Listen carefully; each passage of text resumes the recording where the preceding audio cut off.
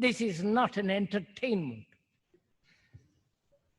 It is not something that you come to listen for an hour or so and then forget it. We are concerned with human problems. You and I have to work very hard this evening. You're not here merely to gather a few ideas with which you agree or disagree, or try to find out what the speaker has to say. You will find out that he has to say very little, because both of us are going to examine the problems, not taking any decision, but understand the problem. And when we understand the problem, that very understanding brings about its own action. Okay, could everybody hear that? Yeah. Okay, so now you could hear it. I'm glad you did. And in a nutshell, what Krishnamurti was saying there is that the work that we're doing here together is something that is not about just exploring ideas, but it's about solving problems.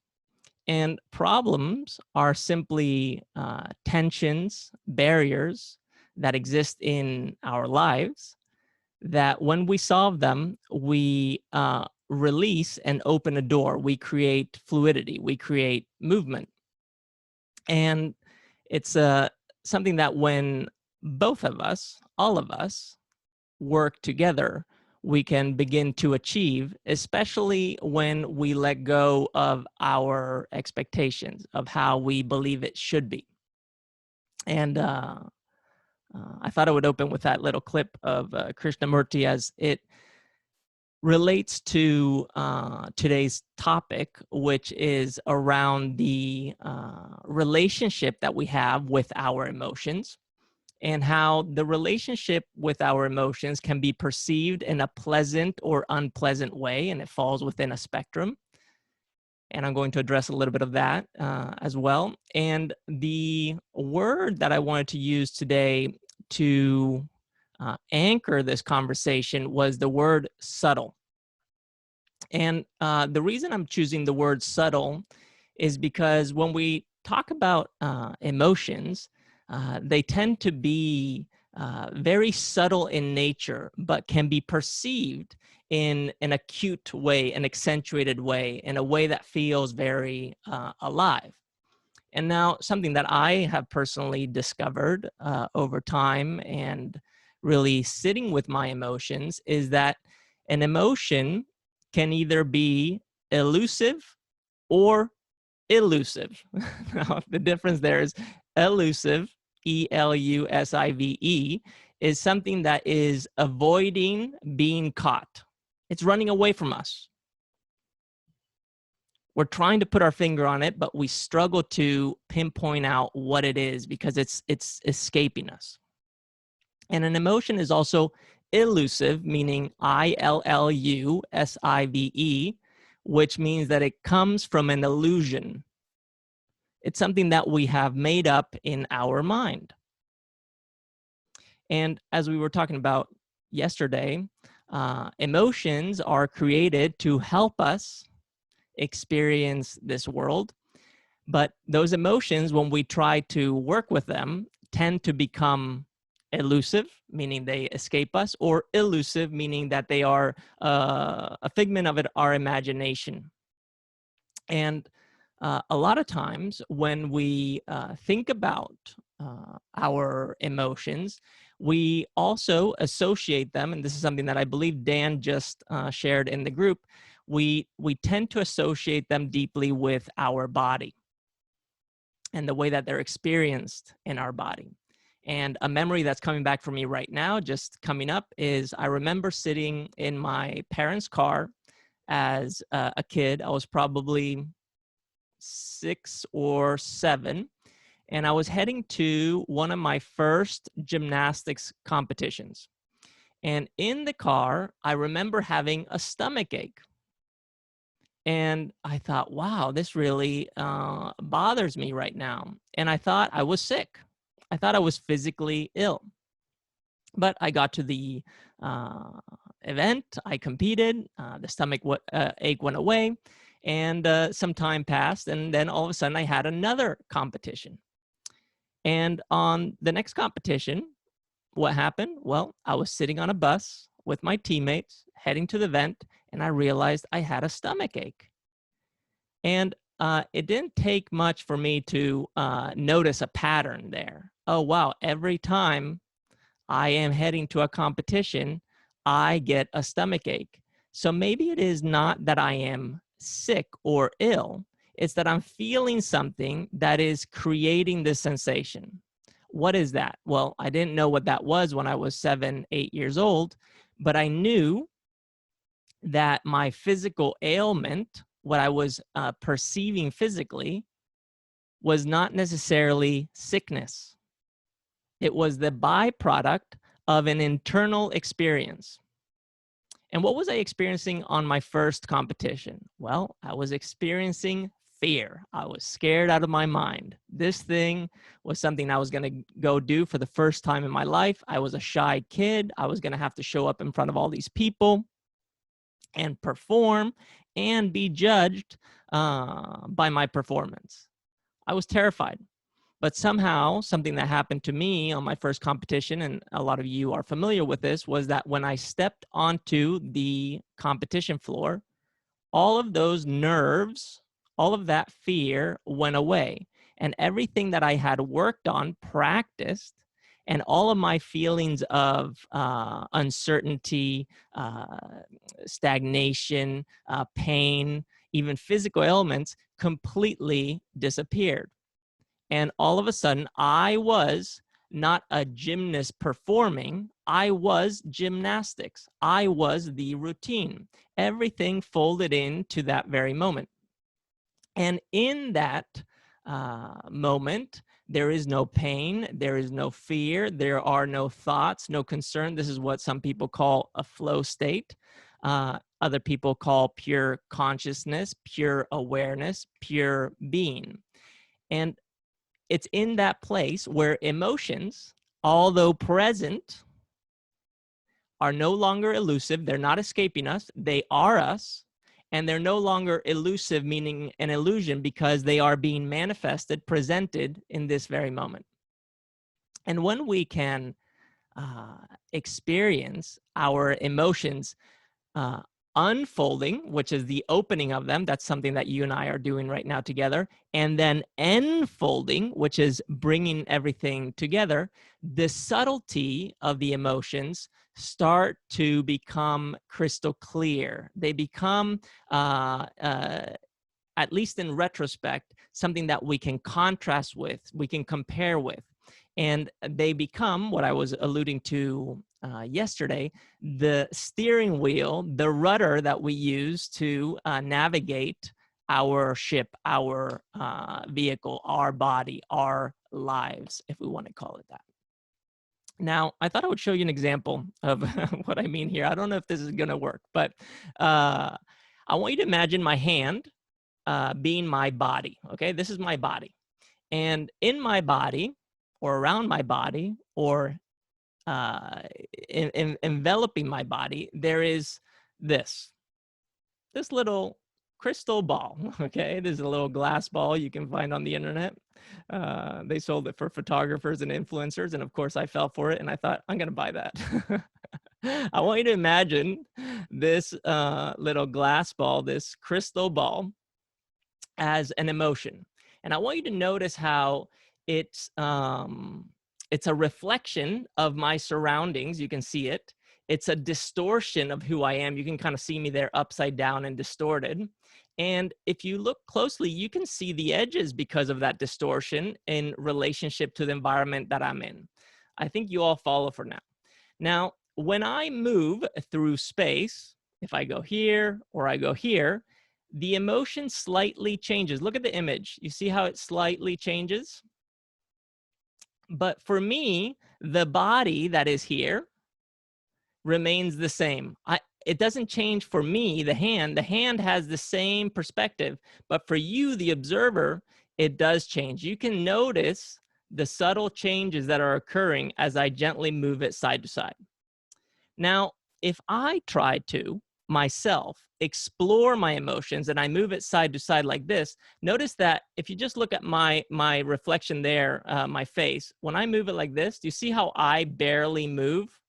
There's very little changes. It's so subtle, I can barely see it. This is what we are experiencing in the exploration of our own emotions. And what we're doing right now with our journaling is we're doing this. We're taking our emotions, we're taking a pen, and we are marking our emotions just like this. You guys see that dot right there? So when I move it, I can see clearly the change in position, the change in perspective. This is what journaling is all about. So our goal here is to do two things. Is one, to mark that which we are experiencing, which we are calling our emotion. And two, we are trying to become the observer of that emotion with the ability to have the perspective that you had from your vantage point. What do I mean by that? I mean that you can observe your own emotions in the same way that you, as an external observer to me, to my emotion, can experience. Does this make sense? If it does not make sense, in the chat, let me know and I will clarify. I'm going to go a little deeper now into this. And this is something I've shared with you before, but I'm going to share it again. And I want you to simply pay attention to my voice as I'm speaking to you. And I want you to ask yourself if you can hear it or not. And I think at this moment, if you are here and the audio is working well, you can hear my voice. Now, I want you to become aware that as I am speaking, my vocal cords are vibrating. There is air coming out of my lungs and even out of my stomach. And I am creating shapes with my mouth, with my tongue, and I am transforming those shapes into words, and the words have a code, and that code carries information, and that information is landing on your eardrums, creating a vibration, being translated into an electric signal that is now being registered in your brain and allowing you to receive the information that I'm sending you. I simply want you to become aware of that. Now I want you to notice that as you are aware of the sound that is coming from me to you is being received, I want you to become aware of what is aware of that. In other words, are you aware that you are aware? Are you able to look at that which is noticing what is currently happening?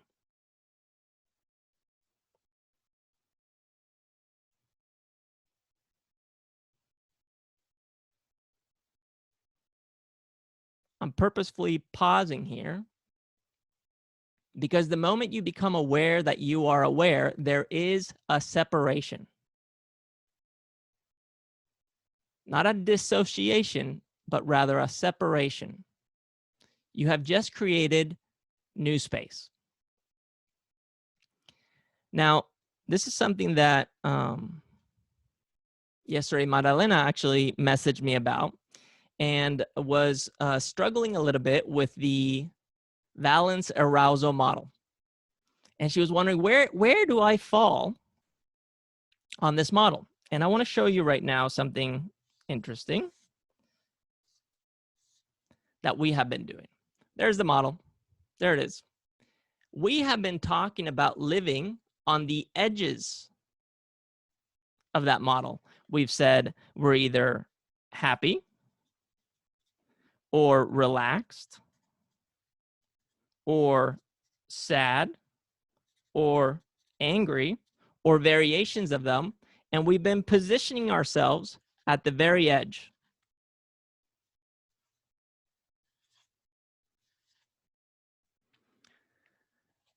But it's on the edge where we are at what we could call peak tension, at the highest expression. And emotions are not always elevated. They're sometimes subtle. What does this mean? This means that they don't only fall on the edges, but I can experience happiness, and instead of feeling 100% pleasant, I could potentially move my happiness to a more neutral state, something that is less elevated, less exaggerated. Can you guys see that? Just give me a thumbs up if you can follow me there. Our ability to move ourselves to something that is a little bit more neutral is our ability to do this.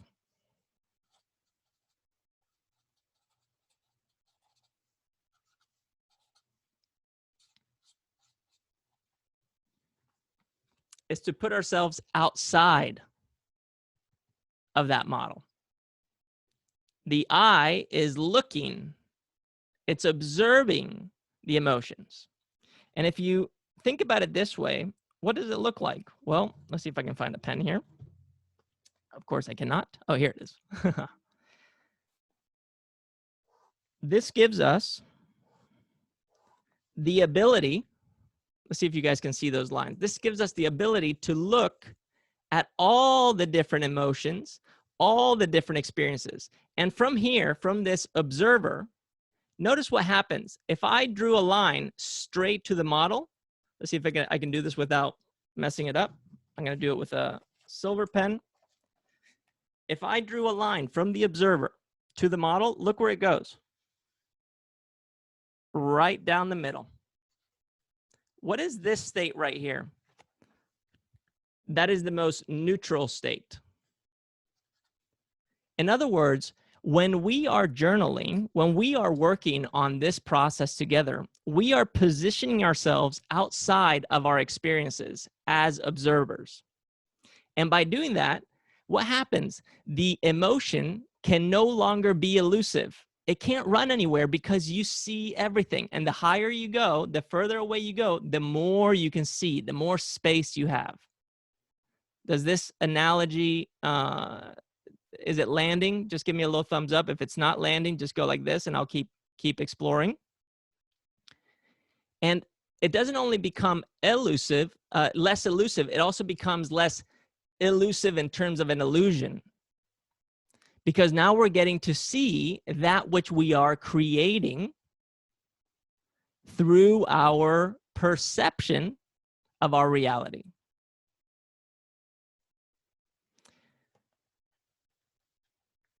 Becoming the observer is at the core of addressing how we express ourselves, which is what we're exploring this week. Now, why did I share also the clip of Krishnamurti there in the beginning? Well, because Krishnamurti was somebody who talked about consciousness, the evolution of consciousness, human consciousness. And this is what in science and philosophy and in religions and spirituality is called the hard problem. This is a very difficult and challenging topic to cover. But the fact that you are here, you haven't clicked off yet, means that you're willing to explore this. And it's important that you realize that the reason I am here is because I have not arrived at any conclusions yet, but I have chosen to participate in the experience of the exploration of consciousness. And why is that? Well, I have chosen this because the more perspective I can gain, the more I can become the observer, the easier it is for me to process my emotions. When I can process my emotions, I'm able to witness my thinking in a more objective way. When I'm able to process that which I'm thinking in an objective way, I can also choose to change my thinking if the outcomes of that thinking are not eliciting a positive one. Remember, we talked about positive outcomes and negative outcomes the other day as well. So that's what the experience is. We are marking our emotions. We are creating a perspective, a vantage point that allows us to observe it. And we are practicing this through journaling. Now, how are we going to do our journaling on day 3? Well, we're going to do the same thing we've been doing for the last 2 days, which is we're going to mark our day, our date. We are going to draw our Valence-Arousal Model. And now we're going to place ourselves on the model, but you are now welcome to enter the space that is within each quadrant. It doesn't have to be on the edge. You can be angry, but be experiencing it in a way that's less unpleasant as our original expression of anger. You are more neutral in your relationship to it.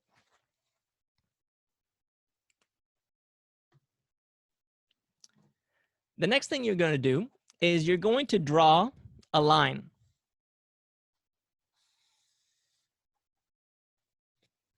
This line is going to represent 24 hours. 24 hours into the past. And the first prompt is to describe what you did for the last 24 hours. Everything. What did you do? I want you to go down memory lane. And I want you to just longhand, just describe what you did. Once you have described what you did for the last 24 hours, you're going to read it, and then you're going to mark on your timeline the different events that stood out for you.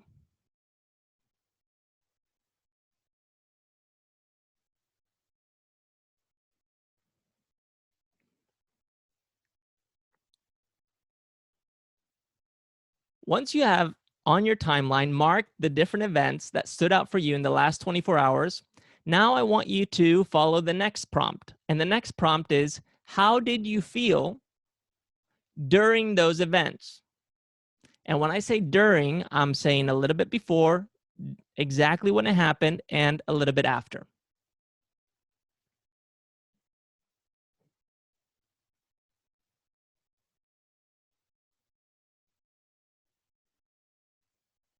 And I want you to remember yesterday I finished the talk by talking about our relationship with how we are experiencing our emotions, whether they are pleasant or unpleasant.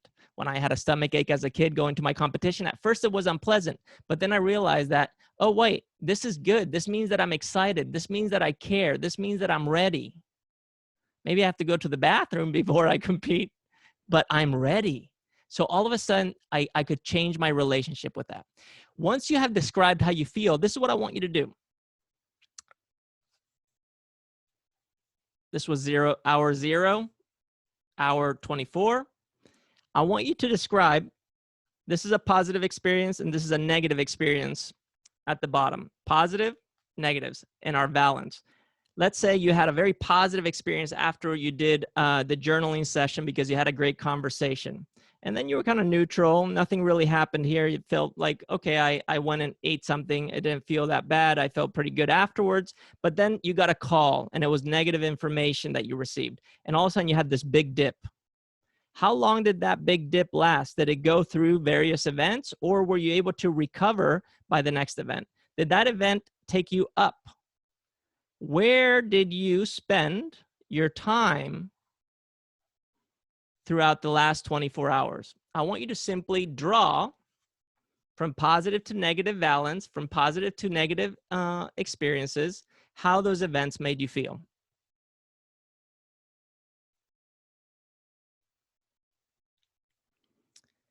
And once you've drawn this little wave graph on your 24-hour timeline, I want you to use the final prompt, which is, what were you thinking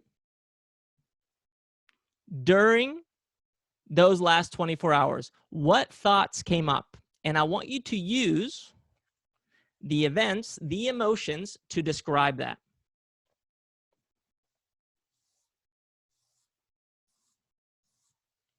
You're simply going to write about it.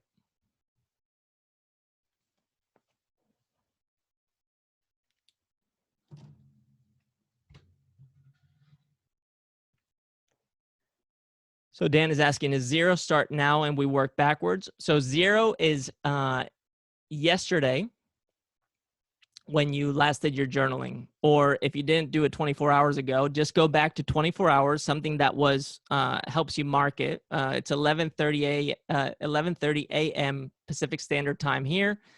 If you want to consider this your marker, that's where you start from. You have to choose what your 24 hours are. Ideally, it's 24 hours since you last journaled. We can use our journaling practice as our marker. So this is your journaling for today. It's a reflection on your personal timeline and your experience with that timeline. And remember why we're doing it. We're doing it to mark our emotions so we can notice in what direction it or we are moving them in. Any questions?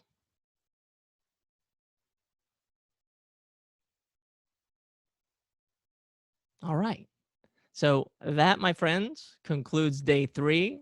We are just getting started. Tomorrow marks an important day. I look forward to sharing why.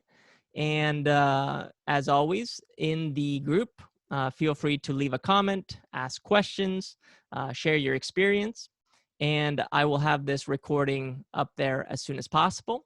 And allow the convoluted experience that we're going through to simply be a part of the process. And in doing so, I think something very special will happen on the flip side. So Sarah, Phil, Maya, Madalena, Kristen, Kay, Hope, and Dan, thank you for being here. And I will see you tomorrow. Happy journaling.